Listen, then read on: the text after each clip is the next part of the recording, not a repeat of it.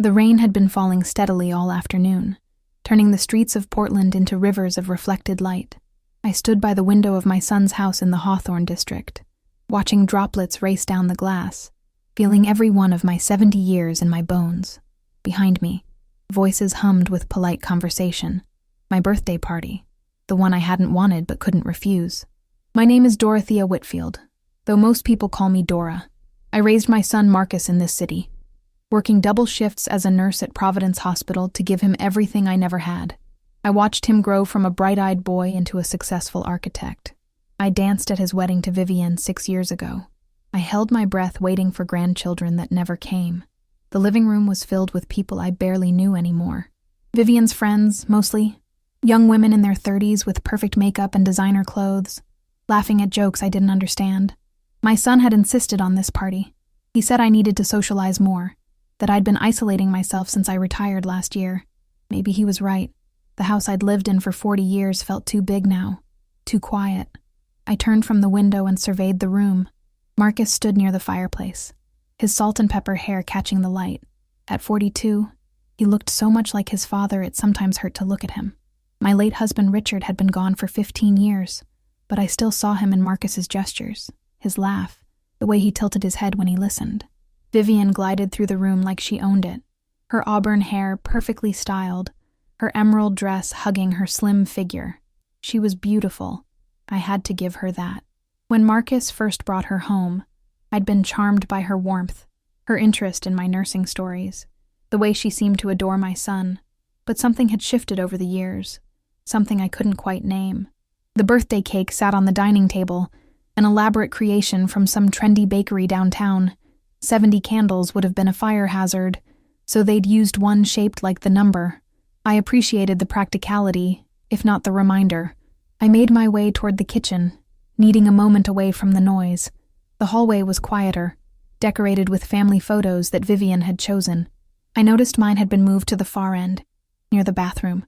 Coincidence? Probably. That's when I heard it. I just reached the kitchen doorway when Vivian's voice drifted out, low and intimate.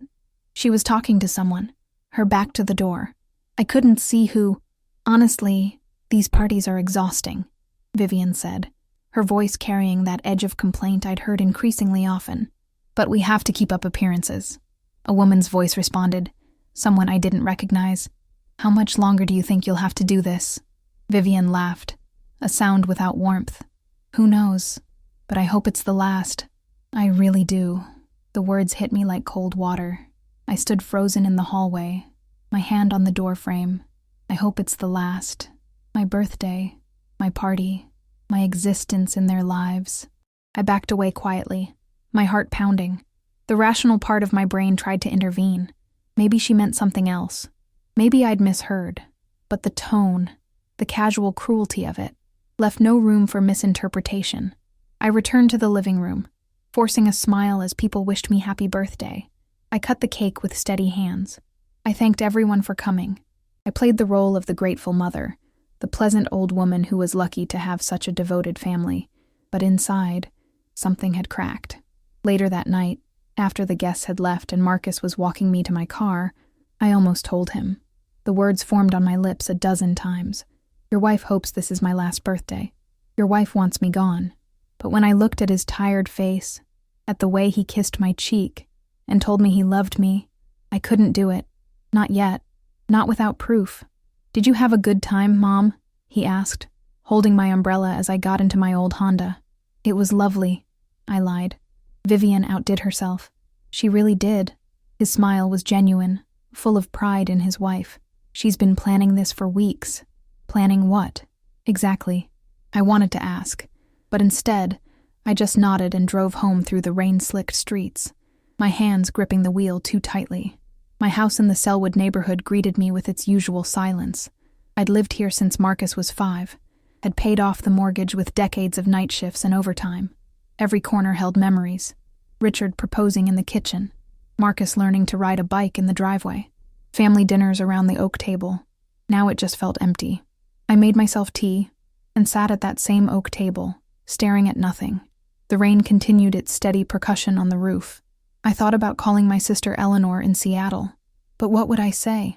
I heard my daughter-in-law wish my birthday was my last. It sounded paranoid, even to me, but I knew what I'd heard, and I knew Vivian's tone. There had been no affection in it, no warmth, just cold calculation and barely concealed irritation. I'd spent my entire career as a nurse reading people, understanding what they didn't say, catching the signs others missed. That instinct had saved lives, and now it was screaming at me that something was very, very wrong. The question was, what was I going to do about it? On Chapter 2. The confrontation. Sleep didn't come easily that night. I lay in my bed, staring at the ceiling, listening to the house settle around me. Every creak and groan seemed amplified in the darkness. By the time dawn broke, gray and reluctant through my bedroom window, I'd made a decision. I would tell Marcus. He deserved to know what kind of woman he'd married, what kind of person smiled to my face while wishing for my end. Mother's intuition or not, he needed to hear what I'd heard. I waited until a reasonable hour, then called his cell phone. He answered on the third ring, his voice carrying that distracted quality that meant he was already at work, probably reviewing blueprints for his latest project. "Mom? Everything okay? I need to talk to you, Marcus. In person. It's important." There was a pause. I could hear papers rustling in the background. "Can it wait until this evening?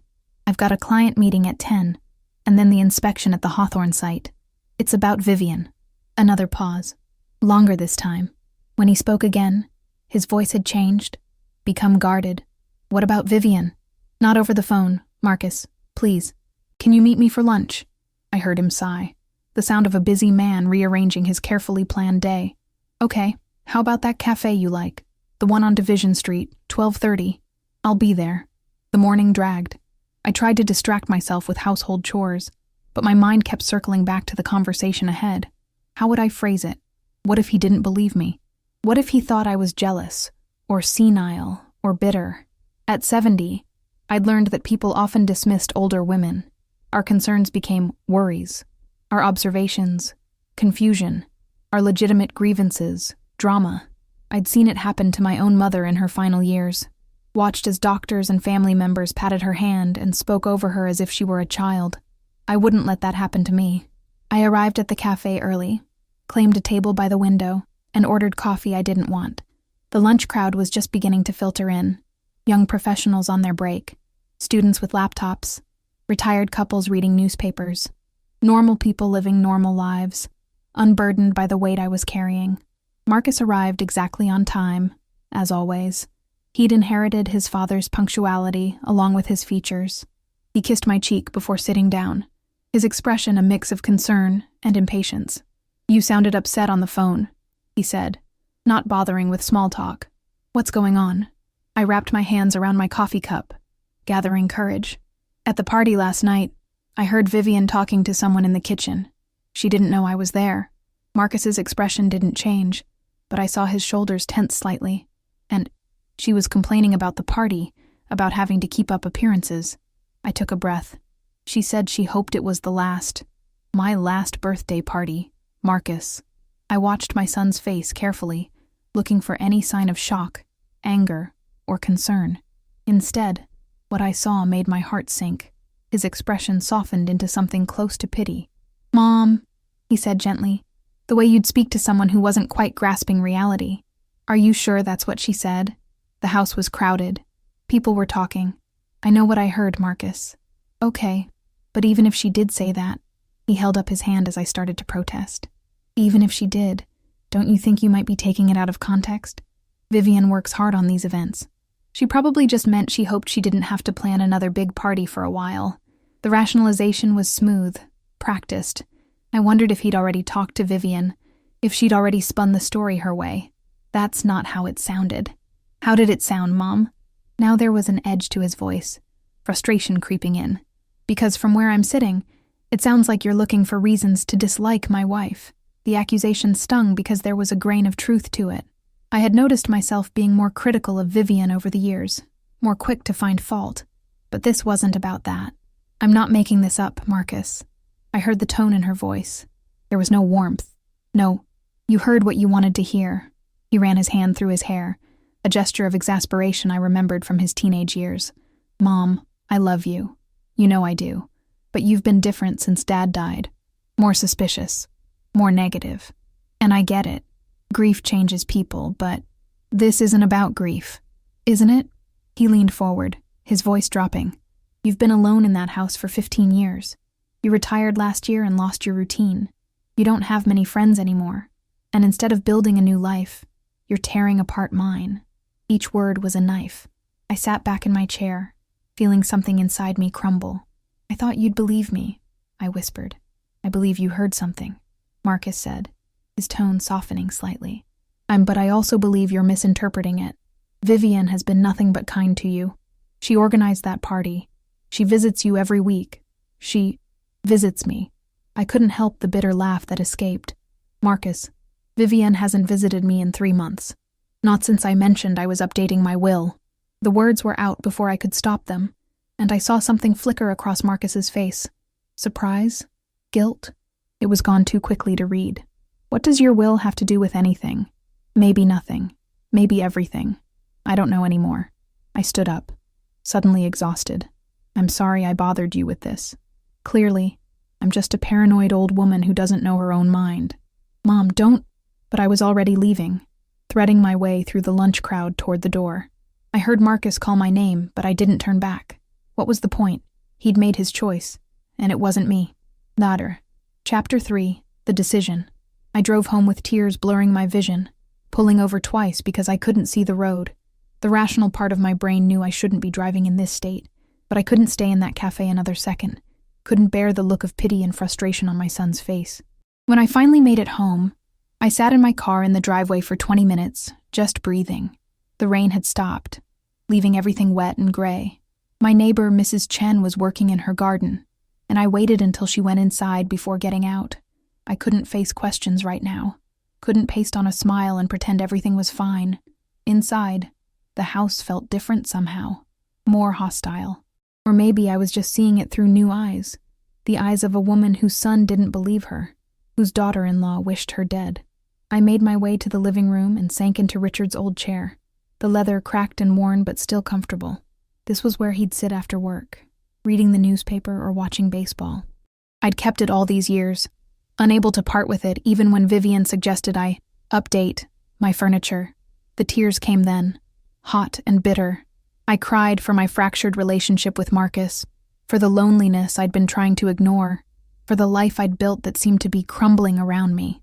I cried until there were no tears left, until I was just a hollow shell sitting in a dead man's chair. But then something shifted. I thought about all the patients I'd cared for over the years, the ones who'd given up, who'd let their diagnoses define them, and I thought about the ones who'd fought, who'd refused to be victims of circumstance. I'd always admired the fighters. It was time to fight. I pulled myself out of the chair and went to my bedroom, to the drawer where I kept important papers, birth certificates, the deed to the house, Richard's life insurance policy, and there, at the bottom, my will. Marcus was right about one thing. I had updated it recently, not because I was preparing to die, but because I'd wanted to ensure everything was in order. The house would go to Marcus, along with my savings and Richard's pension. It wasn't a fortune, but it was substantial, enough to make a difference to someone, enough to be a motive. The thought made me feel sick, but I couldn't ignore it. What if Vivian knew about my will? What if she'd been planning something, and my updating it had thrown off her timeline? I was spiraling into paranoia, I knew that, but paranoia and caution weren't the same thing. One was irrational fear, the other was justified vigilance. I needed proof. Not for Marcus, he'd already chosen not to believe me, but for myself. I needed to know if I was right about Vivian, or if I really was just a lonely old woman seeing threats where none existed. I went to my computer, the one Marcus had helped me set up 2 years ago. I wasn't technically savvy, but I knew how to use Google. I typed in Private Investigator Portland, Oregon, and started reading. The first few websites looked too slick, too corporate. I wanted someone independent, someone who would take me seriously despite my age. It took an hour of searching, but I finally found what I was looking for. Caldwell Investigations, discreet, thorough, affordable. The website was simple, almost austere. A photo showed a woman in her 50s with short gray hair and intelligent eyes. The bio said she was a former police detective who'd gone private after 20 years on the force. Her specialties included infidelity investigations, background checks, and surveillance. I picked up the phone before I could talk myself out of it. A woman answered on the second ring. Caldwell Investigations. This is Janet. Her voice was warm but professional. I took a breath. My name is Dorothea Whitfield. I need to hire a private investigator. What kind of case are we talking about, Mrs. Whitfield? I hesitated. How did you explain something like this? I need you to investigate my daughter-in-law. I think she wants something from me. Something bad. There was a pause, but not the judgmental kind. When Janet spoke again, her voice was gentle. And why don't you come into my office tomorrow, and we can discuss this in detail. I'm free at 10 if that works for you. Yes, that works. I'll need you to bring any relevant information. Photos, documents, anything that might help. And Mrs. Whitfield, whatever you're going through, you're doing the right thing by seeking answers. Trust your instincts. Those words settled something in me. Trust your instincts. I'd spent my entire career doing exactly that, and my instincts were screaming that something was wrong. After I hung up, I felt calmer than I had in days. I had a plan now, a direction. Tomorrow I would meet with Janet Caldwell. Tomorrow I would start finding out the truth about Vivian. I spent the rest of the day gathering information. I found photos of Vivian on social media, printed out my will, made notes about every interaction I could remember that had felt off.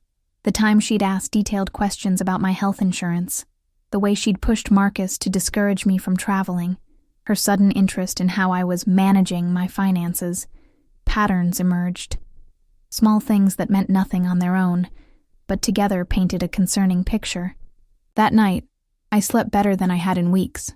Not because I was at peace, but because I was doing something. I wasn't just a victim of circumstance anymore. I was taking control. Chapter 4. The Investigation. Janet Caldwell's office was in a modest building in northwest Portland, sandwiched between a coffee shop and a vintage bookstore. I arrived 15 minutes early, my folder of information clutched against my chest like armor. The waiting room was small but comfortable, with worn leather chairs and walls covered in framed private investigator licenses and commendations. A young man sat behind the reception desk, looking up from his computer to greet me. Mrs. Whitfield, Janet's ready for you. Second door on the right. Janet's office was exactly what I expected. Functional, organized, with filing cabinets lining one wall and a large desk facing the door. Janet herself rose to greet me, and I was struck by how solid she seemed, not just physically, but in presence. This was a woman who knew her worth. Mrs. Whitfield, please have a seat. She gestured to a comfortable chair across from her desk. Can I get you coffee? Water. Water would be nice, thank you. She poured from a pitcher on her desk, then settled into her own chair with a notepad. So, tell me why you're here. I told her everything. The birthday party, the overheard conversation, Marcus's dismissal, my growing suspicions about Vivian's motives. Janet listened without interrupting, occasionally making notes, her expression neutral and professional. When I finished, she sat back in her chair. What exactly do you want me to find out? I want to know who my daughter-in-law really is, where she came from, what she did before she met my son. I want to know if... I hesitated, then pushed forward. If she's capable of what I think she might be planning, which is, I don't know exactly, but I think it involves my money. Maybe my death. Janet didn't flinch at the word. Has she done anything overtly threatening? Made any specific statements about harming you? No, nothing that obvious.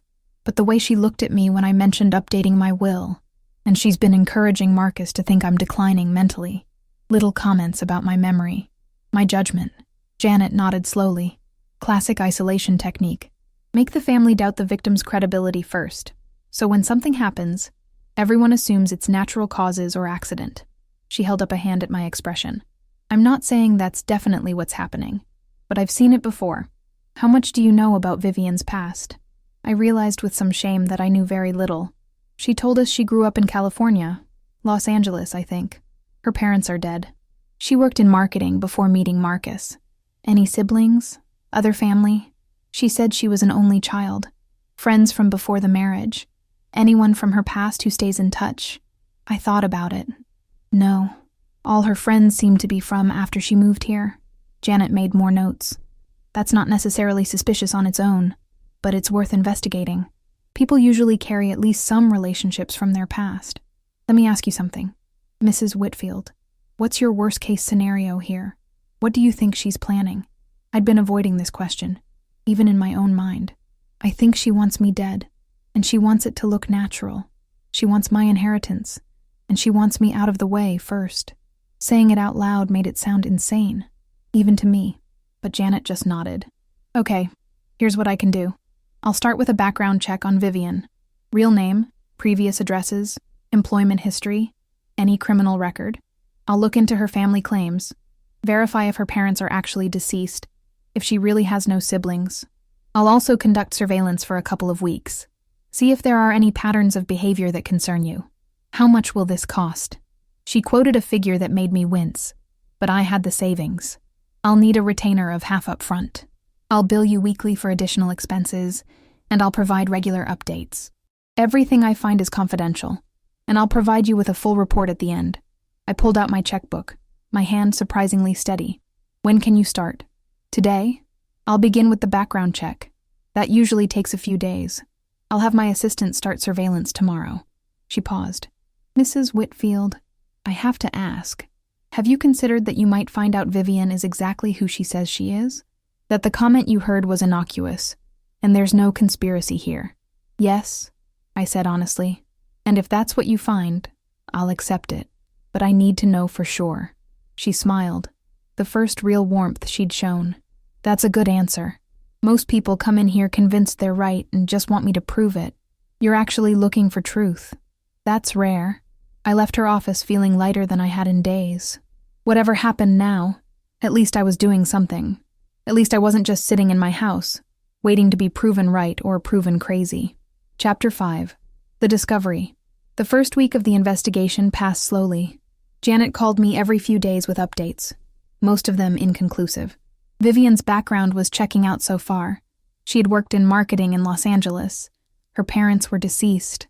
Her social security number and identity were legitimate. But, Janet said during our Friday call, there's something odd about her employment history. She worked for a marketing firm in LA for 3 years. Then there's a gap of about 2 years before she moved to Portland. No employment records, no tax returns. Like she just disappeared. Could she have been traveling? Living abroad? Possibly. I'm working on that. I've also started surveillance. My assistant's been following her for 3 days now. So far, typical routine, gym, shopping, lunch with friends. Nothing suspicious. I tried not to feel disappointed. What had I expected? To catch Vivian plotting my murder over lattes. Keep looking, I said. Please. I will. Mrs. Whitfield, how are you doing? Is your son still not speaking to you? Marcus had indeed stopped calling. After our lunch confrontation, there had been one terse text. Let me know if you need anything. But please don't make any more accusations about Vivian. That had been 8 days ago. We're not speaking, I admitted. I'm sorry. That must be hard. It was worse than hard. It was devastating. But I couldn't stop now. The breakthrough came on a Tuesday afternoon. Janet called, her voice tight with controlled excitement. Mrs. Whitfield, I need you to come to my office. Now, if possible. What did you find? Not over the phone, please. This is important. I drove to her office in a daze, my mind spinning through possibilities.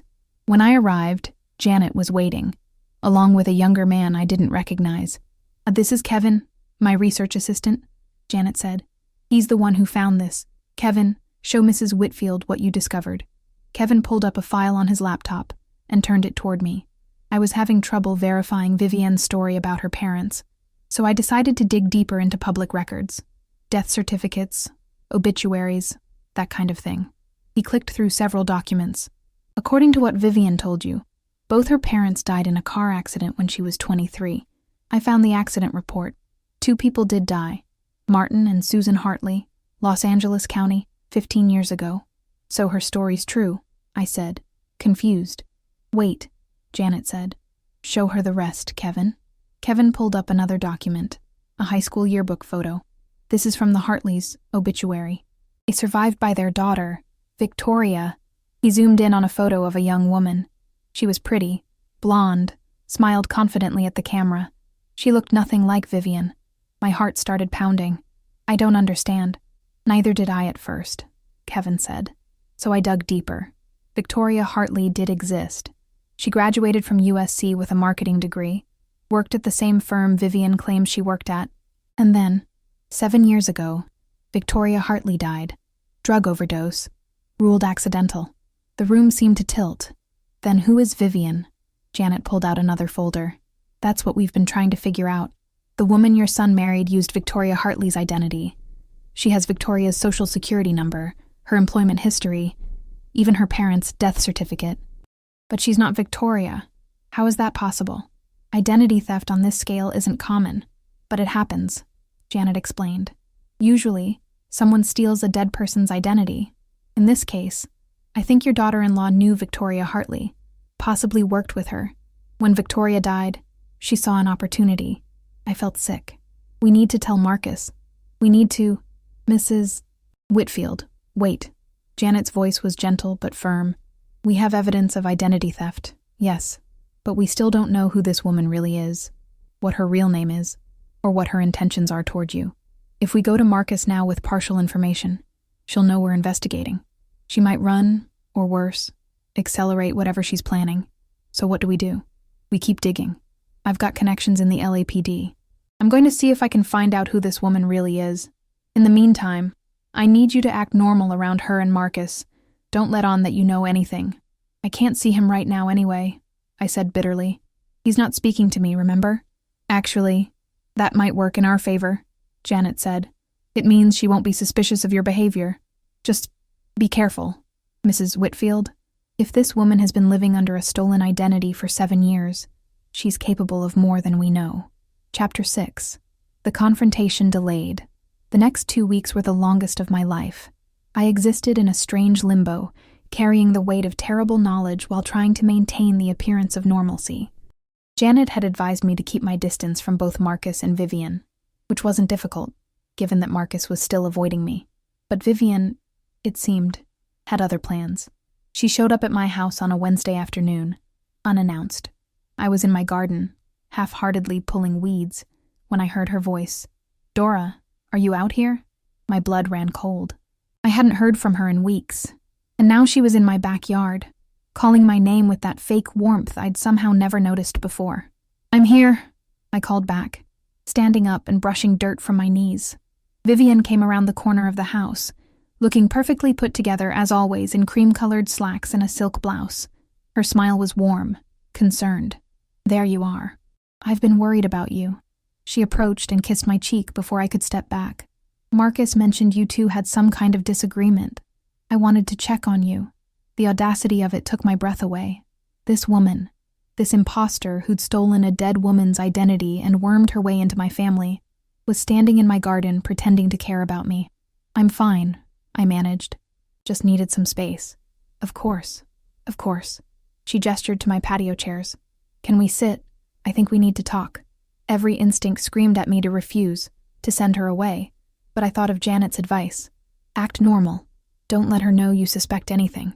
Sure, I said, leading her to the patio. We sat in uncomfortable silence for a moment. I waited for her to speak, not trusting myself to say anything that wouldn't give me away. Dora, I owe you an apology, Vivian began, her expression serious. I've been thinking about what happened at your party. Marcus told me you were upset about something, I said. My heart hammered. How much had Marcus told her? It was nothing, I said carefully. A misunderstanding. Was it? She leaned forward, her eyes searching my face. Because Marcus said you thought you heard me say something hurtful, about hoping your party was your last. She was good. I had to give her that. The perfect amount of hurt confusion in her voice. I may have misheard, I said, hating every word. Dora, I would never. She broke off, her voice catching. I love you. You're the mother I never had. The thought that you might think I wished you harm. It breaks my heart. The performance was flawless. If I hadn't known what I knew, I would have believed her completely. I know, I said, because what else could I say? I'm sorry. I've been under stress, not sleeping well. I shouldn't have jumped to conclusions. Vivian reached over and took my hand. Her skin was cool, smooth, Are you okay? Really? Marcus is worried about you.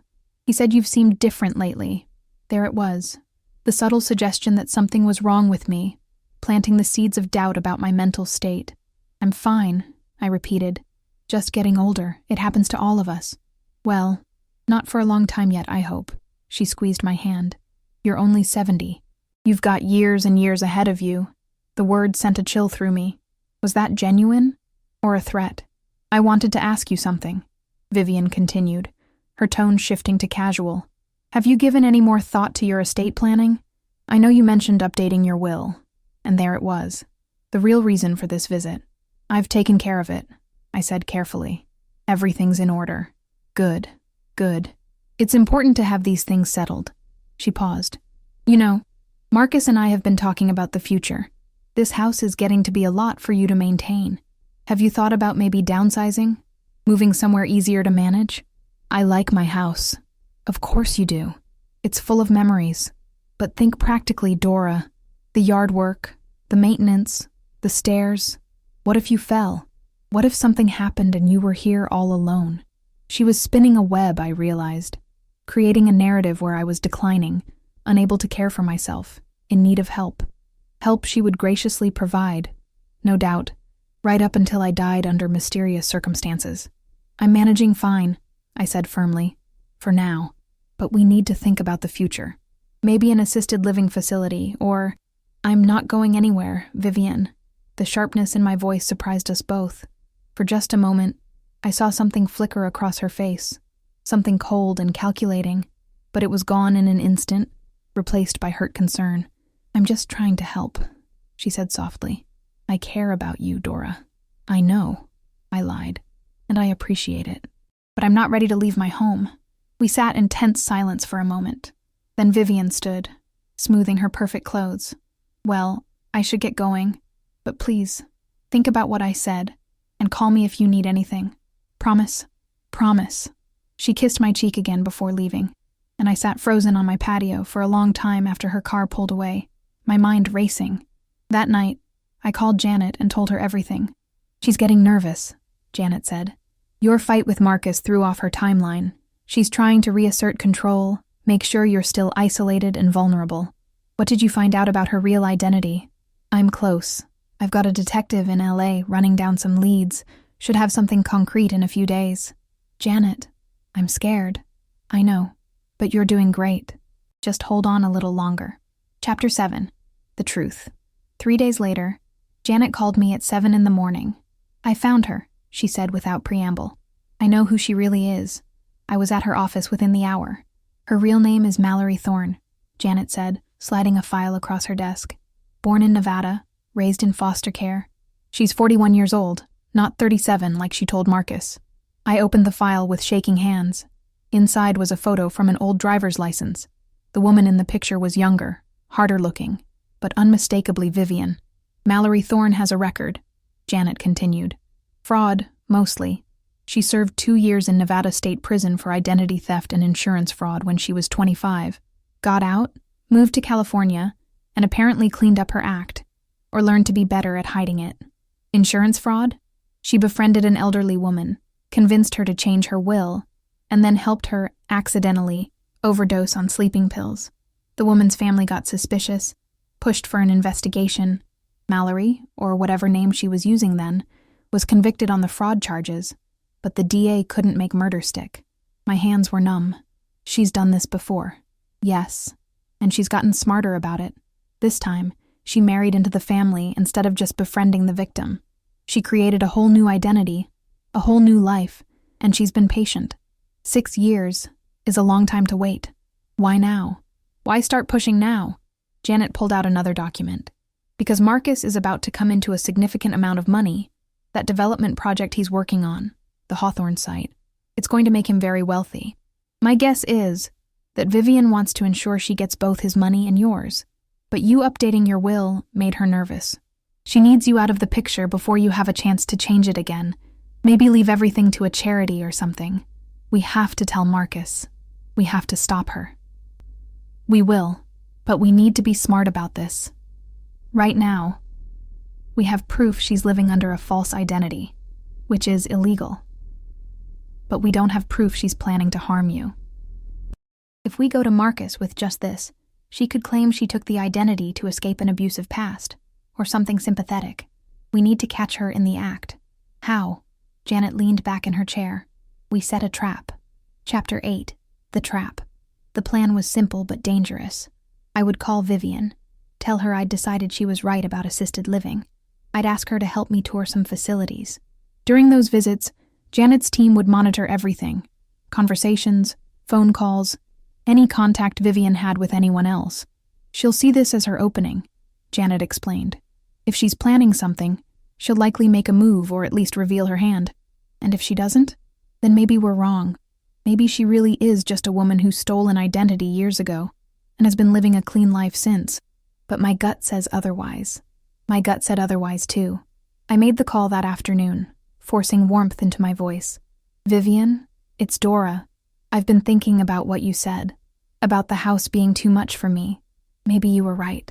The excitement in her voice was barely concealed. Oh, Dora, I'm so glad you're being realistic about this. When do you want to start looking at places? Soon? Maybe this week.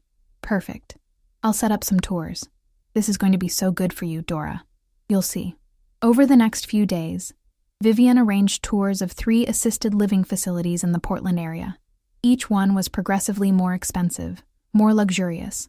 And at each one, she made sure to mention to the staff that I was having memory issues, that I needed somewhere secure. Janet's assistant followed us at a distance, recording everything. At night, I'd meet with Janet to review the footage. She's building a narrative, Janet said, pointing to a clip of Vivienne talking to a facility director. Listen to how she describes you. Getting confused, forgetting things, wandering. She's making you sound far worse off than you are. On the 3rd facility tour, things escalated. We were in the director's office, discussing costs, when Vivian casually mentioned my episodes. What episodes? I asked sharply. Vivian gave me a patient smile. And Dora, remember last week when you called me in the middle of the night, confused about where you were? I'd done no such thing. You left your stove on twice last month, and you forgot Marcus's birthday. All lies. Cruel, calculated lies designed to make me seem incompetent. That's not true, I said, but the director was already nodding sympathetically. Memory issues are very common, she said gently. That's why we have 24-hour care. I wanted to scream, to expose Vivian right there, but I thought of Janet's advice. Let her show her hand. That night, the real breakthrough came. Janet called me at 11 p.m. I've been monitoring Vivian's phone, and she just made a call. You need to hear this. She played the recording. Vivian's voice was crisp, businesslike. It's me. I need you to call in that prescription we discussed. Yes, the one for the elderly woman. Make it look legitimate. Insomnia, anxiety, whatever. I need at least a 3-month supply. No, she won't question it if it comes from her regular doctor. The plan's moving forward. She's already looking at facilities. Once she's settled in one, it'll be easy. An overdose, maybe a fall. These places have incidents all the time. I'll make sure you get your cut. No, Marcus doesn't suspect anything. He thinks his mother's losing it thanks to me. The recording ended. I sat in Janet's office, shaking. We've got her, Janet said quietly. That's conspiracy to commit murder. That's enough to go to the police. Not yet, I surprised myself by saying. I want Marcus to hear this. I want him to know who he married. Chapter 9. The Revelation. Arranging a meeting with Marcus took some doing. He was still barely speaking to me, but when I told him it was urgent, about Vivian, he finally agreed to meet me at a neutral location, a coffee shop downtown. I brought Janet with me. When Marcus saw her, his expression hardened. Mom, what is this? Did you hire a private investigator? He looked between us, his face a mix of anger and disbelief. Jesus Christ, Mom, this has gone too far. Sit down, Marcus, I said quietly. Please, just listen. I don't want to hear any more conspiracy theories about my wife.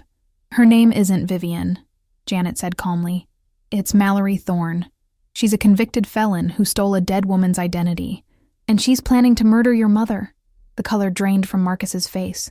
That's insane. You're both insane. Listen to this, Janet said, pulling out her phone. and then decide if we're insane. She played the recording. I watched my son's face as he listened to the woman he loved casually discuss killing me, watched him go pale, then red, then pale again. When the recording ended, he sat frozen. "That can't be real," he whispered. "That can't be her voice." "It's her," I said gently. "Marcus, I'm so sorry." "When was this recorded?" 2 nights ago. He stood up abruptly, nearly knocking over his chair. "I need to go. I need to—" He stopped, running his hands through his hair in that familiar gesture of stress. "And I need to confront her." "Marcus, wait," Janet started, but he was already heading for the door. I caught up with him outside. "Marcus, please, let the police handle this." "The police?" He laughed, a broken sound. "You want me to call the cops on my wife? Based on what? A recording, some background check." "Based on the truth," I said. "Marcus, I know this is hard." "Hard?" He spun to face me, and I saw tears in his eyes. "Mom, I love her. I've loved her for 6 years. We've built a life together, and you're telling me she's not even who she says she is, that she's been planning to kill you." "I'm sorry," I whispered. "Are you? Because part of me thinks you're happy about this. You never really liked her, did you? You were just waiting for something like this, some proof that you were right to be suspicious. The accusation hurt worse than anything Vivian had done. That's not fair, Marcus." "Fair? Nothing about this is fair, Mom." He wiped his eyes. "I need time. I need to think." "What are you going to do?" "I don't know, but I'm not calling the police. Not yet. I need to talk to her first. I need to hear her side." "Marcus, please, Mom, just give me some time." He walked away, leaving me standing on the sidewalk with Janet. "We should have gone to the police first," Janet said quietly. "He's my son. He deserved to hear it from me. And now he's going to warn her. She'll run. Maybe, or maybe he'll do the right thing." But I didn't believe that. I saw the look in Marcus's eyes, the desperate hope that this was all a mistake, that the woman he loved was really who she claimed to be. That night, I waited. I didn't sleep, just sat in Richard's chair with my phone in my hand, waiting for Marcus to call. He never did. Chapter 10, The Fallout. The next morning, I got a call from an unknown number. When I answered, I heard Vivian's voice, but different now, colder. The warm pretense was gone. "You think you're so clever," she said without preamble. "Hiring a private investigator, recording my calls. But you made a mistake, Endora." "Where's Marcus?" I demanded. "He's here. He's upset, as you might imagine. You destroyed his marriage with your paranoid accusations." "They're not accusations. They're facts. You're a fraud and a would-be murderer." She laughed, a harsh sound. "A would-be. Dora, I've killed before. That old woman in Nevada. The DA couldn't prove it, but you and I both know what happened. She trusted me. She changed her will. And then she had an unfortunate accident with her medication. My blood ran cold. You're admitting it. Why not? Marcus already knows everything. About Mallory Thorne, about my record, about my plans for you. And you know what he did. He forgave me. That's a lie. Is it? Marcus understands that I did what I had to do to survive. He knows that I love him, that everything I've done was to build a life with him. He's choosing me. Dora, not you. Let me talk to him." "No, he doesn't want to talk to you. He's done with you and your accusations. In fact, we're leaving. Tonight. By the time anyone thinks to come looking for us, we'll be gone. The police have what? A recording that could be faked? Some identity theft charges from years ago? Marcus will corroborate whatever story I tell them. I'm his wife. You're just his paranoid mother who's been declining mentally for months. Who do you think they'll believe?" The line went dead. I called Janet immediately, told her everything. Within an hour, we were at the police station, filing a report. But Vivian was right. There wasn't much the police could do. The recording was evidence. Yes, but not enough for an immediate arrest warrant. They said they'd investigate. They'd try to locate Marcus and Vivian, but they couldn't make any promises. I went home to my empty house and waited. Days passed. Then a week. Marcus's phone went straight to voicemail. His office said he'd taken emergency leave. The house in Hawthorne was dark, abandoned. They were gone. Janet kept working the case, kept in contact with the police, but there were no leads. It was like they'd vanished. I fell into a depression unlike anything I'd felt even after Richard died. I'd lost my son, not to death, but to a woman who'd manipulated him so completely that he chose her over his own mother, over truth, over safety. My sister Eleanor flew down from Seattle and stayed with me for a week. She tried to comfort me, to assure me that Marcus would come to his senses eventually, but I knew better. I'd seen the look in his eyes that day at the coffee shop. The desperate need to believe Vivienne's lies was stronger than his love for me. At 70 years old, I'd never felt more alone. Chapter 11. The Return. 2 months later, I got a call from a hospital in Eugene, Oregon. My son had been admitted with severe injuries. He'd been in a car accident, they said. His wife was already there. I drove the hour and a half to Eugene in a daze, my mind cycling through worst-case scenarios. When I arrived at the hospital, I found Vivienne in the waiting room, looking perfectly composed despite the supposed trauma of an accident. "Dora," she said coolly, "I suppose the hospital called you. Where is he? What happened?" "He lost control of the car. We went off the road." She gestured to a small bandage on her forehead. "I was lucky. Marcus. The doctors are with him now." A nurse appeared and led me to Marcus's room. What I saw made my knees weak. My son lay in a hospital bed, unconscious, his head bandaged, various machines monitoring his vital signs. A doctor was checking his chart. "Mrs. Whitfield." The doctor approached me. "I'm Dr. Patterson. Your son has a severe head injury. He's stable for now, but the next 48 hours are critical." "Will he wake up?" "We hope so, but there may be complications. Memory loss, cognitive impairment. It's too early to tell." I sank into a chair beside Marcus's bed, taking his hand. It was warm, alive, but he looked so fragile. Vivienne appeared in the doorway. "The doctor says I should get some rest. I've been here all night. Will you stay with him?" "Of course." She left, and I sat alone with my unconscious son, tears streaming down my face. Hours later, Janet arrived. I'd called her from the hospital, told her what happened.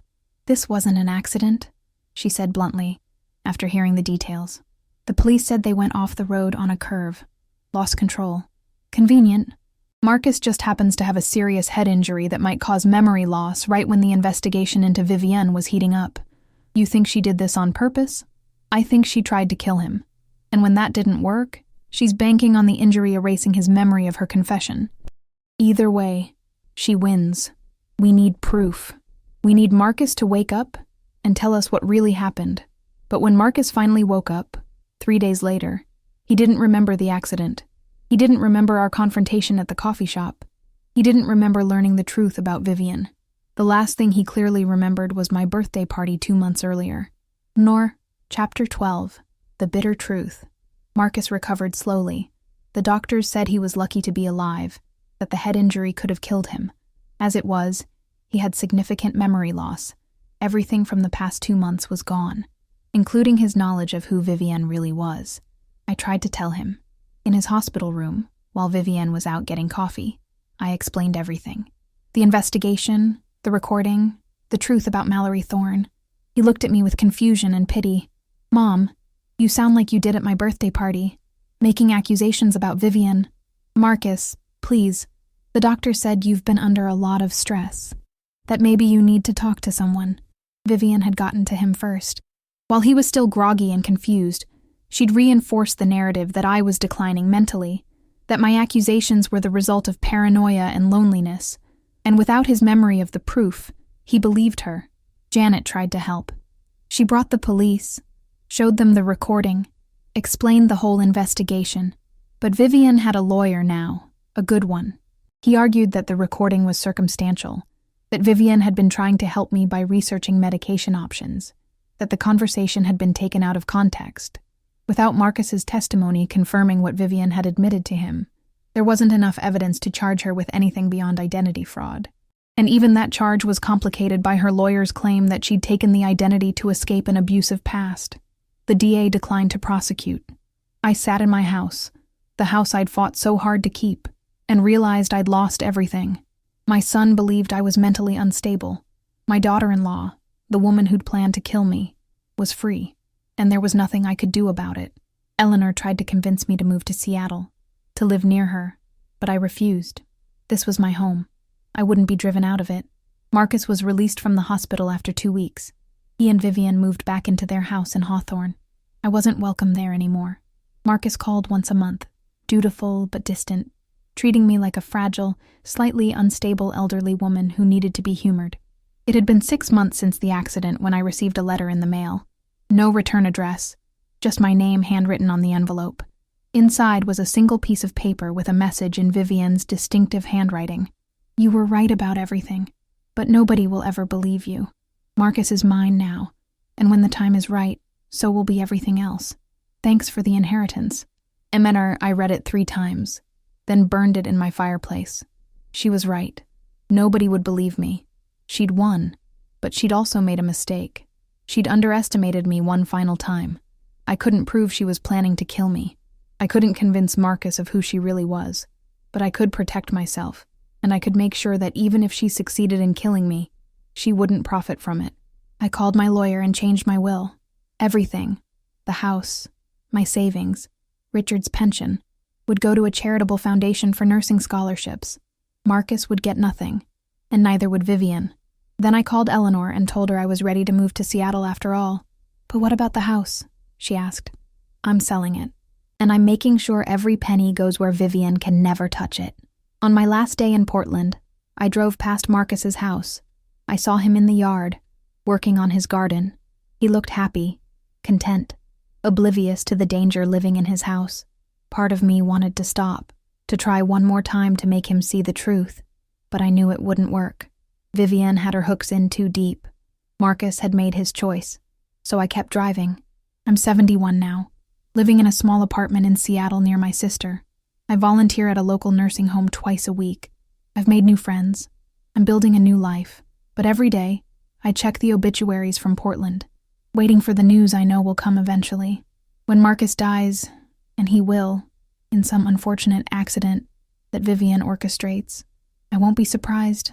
I'll just be sad. Sad that I couldn't save my son. Sad that a woman like Mallory Thorne can destroy lives and walk free. Sad that the last conversation I had with Marcus was an argument about whether his wife was trying to kill his mother. The truth is, I did hear Vivian say she hoped it was my last birthday. And in a way, it was. It was the last birthday I celebrated as a mother with a son who trusted her, who believed in her, who loved her. That woman is gone now. In her place is someone harder, lonelier, but wiser. I learned that being right isn't the same as being believed. That family loyalty can be a weapon. That some people are so skilled at manipulation that they can make you doubt your own reality. I learned that sometimes survival means letting go of the people you love most. And I learned that at 70, you can still start over.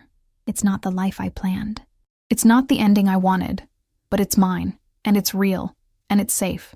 That has to be enough, because in the end, the only person I can save is myself. The end. Epilogo. 10 years later. I'm 81 years old now, and my hands shake when I pour my morning coffee. The apartment in Seattle feels smaller than it used to, or maybe I've just grown accustomed to taking up less space in the world. Eleanor visits twice a week, bringing groceries and news from her book club, treating me with the gentle firmness of someone who knows I'm stubborn but fragile. I don't check the Portland obituaries anymore. I stopped 5 years ago, when the waiting became more painful than the not knowing. Whatever happened to Marcus, whatever Vivian, Mallory had planned for him, I'd made my peace with the fact that I'd never know, or so I told myself. The truth is, you never really make peace with losing a child, even when that child is a 47-year-old man who chose his wife over his mother, who looked at you with pity and disbelief when you tried to save his life. The wound just becomes familiar. You learn to carry it. I was feeding the birds on my small balcony on a Tuesday morning in March when my phone rang. Unknown number. I almost didn't answer. At my age, most unknown calls are scams or doctors' offices, reminding me of appointments I've already written down 3 times. But something made me pick up. Mrs. Whitfield, Dorothea Whitfield, a woman's voice. Professional, careful. Yes? This is Detective Sarah Chen with the Portland Police Bureau. I'm calling about your son, Marcus Whitfield. The world tilted. I gripped the balcony railing, watching the birdseed scatter from my shaking hand. Is he dead? I asked, surprised by how steady my voice sounded. There was a pause. No, ma'am. But he's asking for you. He's at Oregon Health and Science University Hospital. There's been an incident. I think you should come to Portland." "What kind of incident?" "I'd rather explain in person, Mrs. Whitfield." "Can you make the drive? Or should I arrange for someone to bring you?" Eleanor drove me. She'd heard enough of the story over the years to understand why I was shaking, why I couldn't speak during the 3-hour drive south.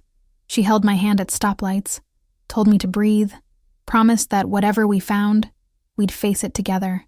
The hospital was exactly as I remembered from that terrible day 10 years ago. Different floor this time, different room, but the same antiseptic smell, the same fluorescent lights that made everyone look half dead. Detective Chen met us in the waiting room. She was younger than I expected, maybe 40, with kind eyes and an air of competence that reminded me of Janet Caldwell. I wondered if Janet was still working, still solving cases for desperate people who needed someone to believe them. "Mrs. Whitfield, thank you for coming." Detective Chen shook my hand, then Eleanor's. "I'm sorry to meet under these circumstances. What happened to my son? Let's sit down." We sat in uncomfortable plastic chairs, and Detective Chen pulled out a notepad. 3 days ago, your son was admitted to the ER with symptoms of severe poisoning, arsenic specifically. The doctors say he's lucky to be alive. Another few hours and the accumulation would have been fatal. My heart stuttered. Arsenic. We believe he's been ingesting small doses over several months, maybe longer. His wife claimed he'd been having stomach problems, fatigue, confusion. She'd been taking him to various doctors, but no one caught it until he collapsed at work, and his colleagues called an ambulance instead of letting Mrs. Whitfield handle it. Mrs. Whitfield, Vivian, Mallory, the woman I'd tried to warn everyone about 10 years ago. "Where is she?" I asked. "In custody. We arrested her yesterday after the toxicology reports came back." Detective Chen leaned forward. "Mrs. Whitfield, your son has been talking. He's weak, but he's lucid, and he's been telling us some interesting things about his wife's real identity, about a car accident 10 years ago that he doesn't think was an accident, about a mother who tried to warn him, and a private investigator's recording that he now remembers hearing." The tears came then, hot and overwhelming. Eleanor put her arm around me as I sobbed into my hands. His memory came back. I managed. Apparently, the poisoning caused neurological effects that somehow triggered the return of memories from the period after his accident. He remembers the conversation at the coffee shop. He remembers what his wife admitted to him. And he remembers choosing not to believe you. Detective Chen's voice was gentle. "He's been asking for you since he regained consciousness. He wants to see you, if you're willing." I wiped my eyes with a tissue Eleanor handed me. "Is he going to survive?" "The doctors are cautiously optimistic. He's young, relatively healthy despite the poisoning, but it's going to be a long recovery. Take me to him." Marcus looked so much older than I remembered, only 52, but the poisoning and the years had carved lines in his face, turned his hair mostly gray. He was awake when I entered the room, an IV in his arm, monitors beeping steadily. When he saw me, his face crumpled. "Mom," he whispered. "Mom, I'm so sorry." I crossed the room and took his hand. It was thinner than I remembered, the bones too prominent. "Shh, don't talk. Just rest." "No, I need to," he coughed, wincing. "I need to tell you, you were right, about everything. And I didn't listen. I didn't believe you. I chose her over you. Marcus. She tried to kill me, Mom, just like you said she would. And if my coworker hadn't insisted on calling the ambulance, if she'd been able to take me to the hospital herself like she wanted." He closed his eyes. "I'm so sorry." I sat on the edge of his bed, holding his hand like I used to when he was a little boy with nightmares. "I'm sorry too. Sorry I couldn't protect you. Sorry I wasn't enough to make you see. You were enough. I was just too proud, too stupid to listen." He opened his eyes, and they were red-rimmed, full of pain. "I lost 10 years with you. Because of her. Because of my own arrogance. You didn't lose them. They're just paused." He tried to smile. "I don't even know if you want me back in your life. After everything I put you through." I thought about all the nights I'd cried myself to sleep, wondering if my son was safe. All the times I'd almost called him, almost drove to Portland, almost begged him one more time to see the truth. The decade of loneliness and second-guessing myself, wondering if I'd been wrong, if I'd destroyed my relationship with my son over paranoia, but I also thought about what I'd learned, about resilience, about surviving, about the fact that love doesn't evaporate just because it's tested. "You're my son," I said simply. "That doesn't change." We sat in silence for a while, just holding hands. Finally, Marcus spoke again. "Detective Chen said you changed your will, that I'm not inheriting anything." "I did. After the accident, when you didn't remember the truth and Vivian was free, I had to protect what your father and I built. I couldn't let her get it. I don't blame you. I would have done the same thing." He paused. "Is it too late to have a relationship anyway, even without an inheritance?" The question broke something open in my chest. "Oh, Marcus, I never stopped wanting a relationship with you. The will was just protection. But you're my son. Money doesn't change that. I have so much to make up for. We both do. We have time now. But did we? I looked at my son, poisoned and broken, and at myself, 81 and running out of tomorrows. How much time did we really have?" Detective Chen returned an hour later with more news. They'd searched Marcus and Vivian's house and found enough evidence to charge her with attempted murder. The arsenic had been hidden in Marcus's daily vitamins, administered in carefully measured doses designed to look like a slow decline in health. Eventually, Vivian would have claimed he died of natural causes, kidney failure, heart attack, something plausible for a man in his 50s. "We also found something else," Detective Chen said. "Records of large transfers from Marcus's accounts to offshore accounts in Vivian's name.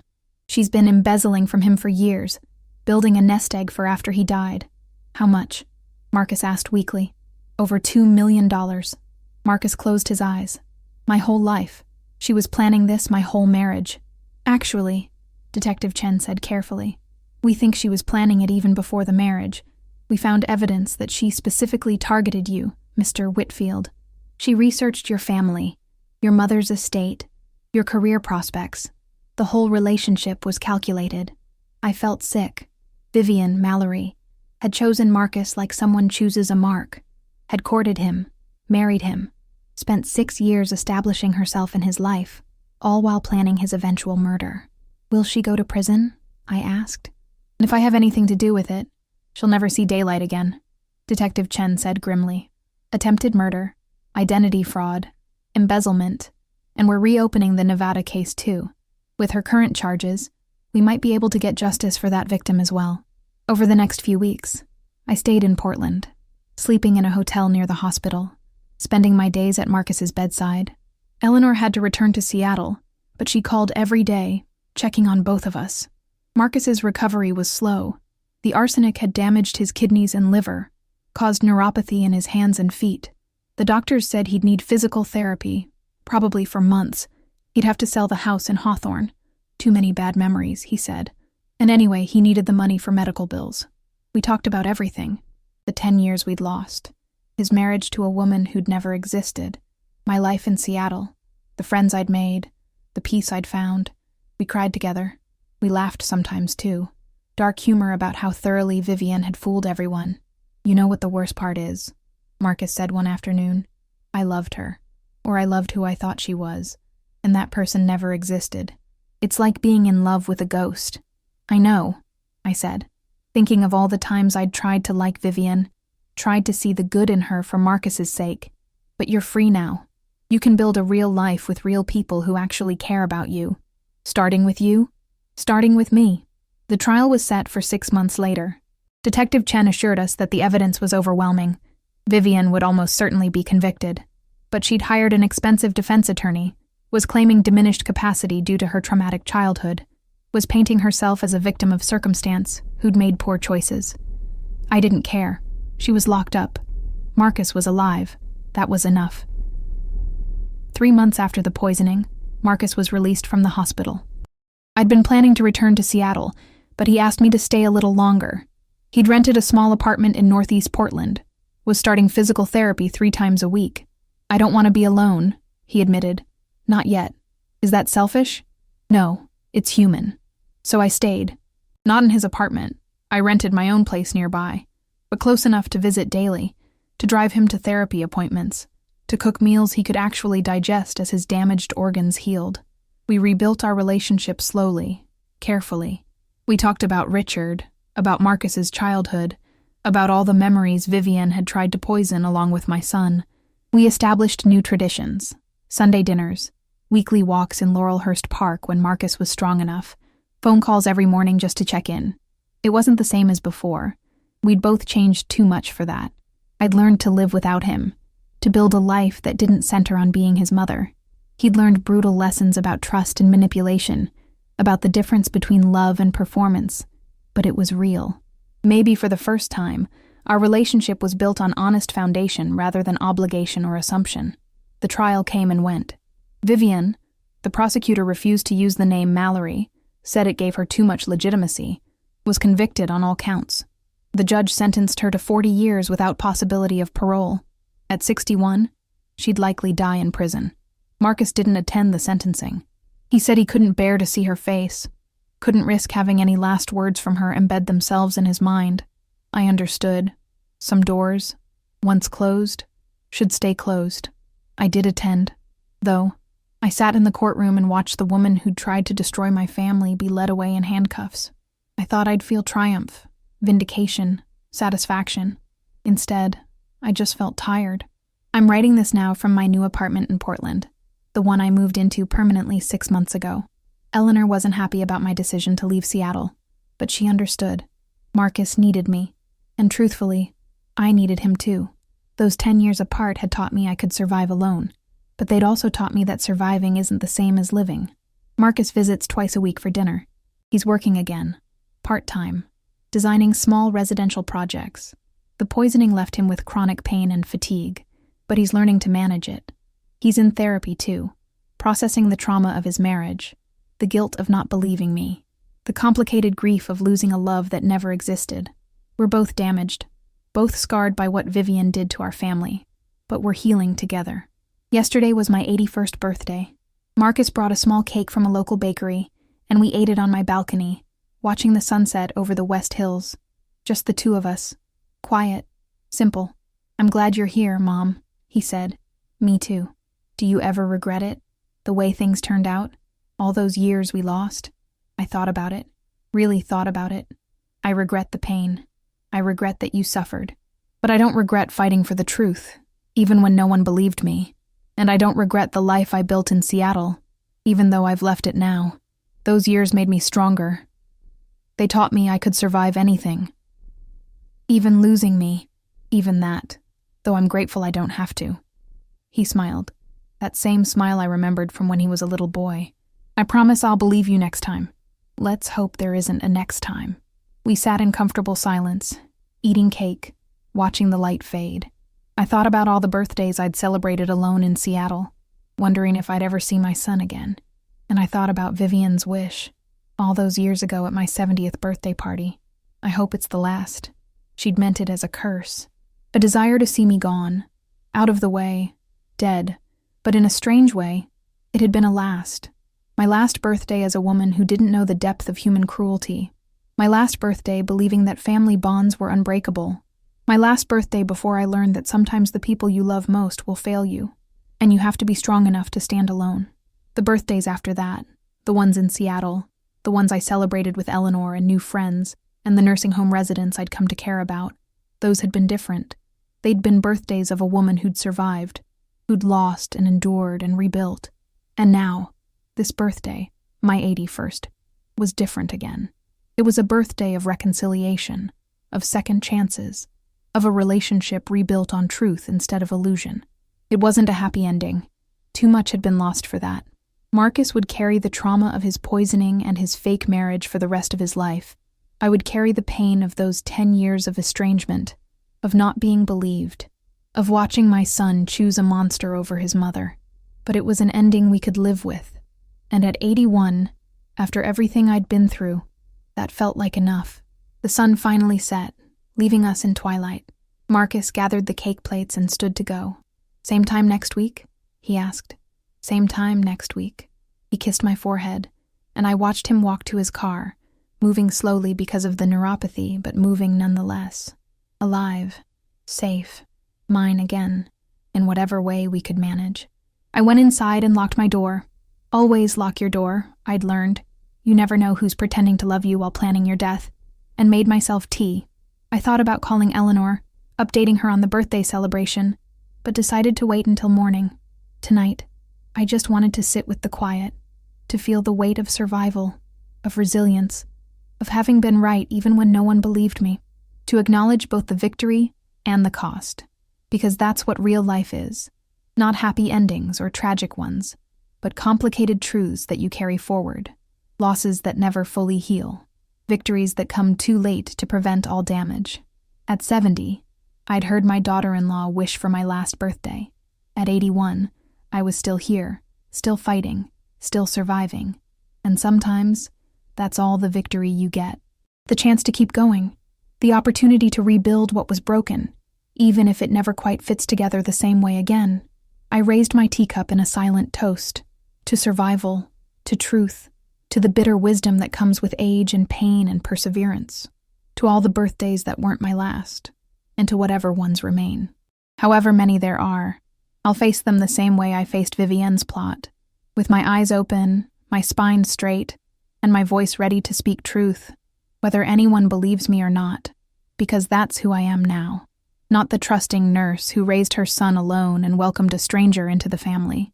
Not the broken mother whose son chose a murderer over her. I'm Dorothea Whitfield. I'm 81 years old. I survived. And that has to be enough. Pim!